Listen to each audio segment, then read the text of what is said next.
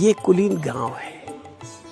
इसके बारे में चैतन्य महाप्रभु बोला, कुलीन गांव के जो भक्त हैं उनके बारे में तो मैं क्या बोलूं। कुलीन गांव का अगर कोई कुत्ता है ना, सेव मोर प्रिय, वो भी मुझको प्रिय। अच्छा, प्रिय क्यों है?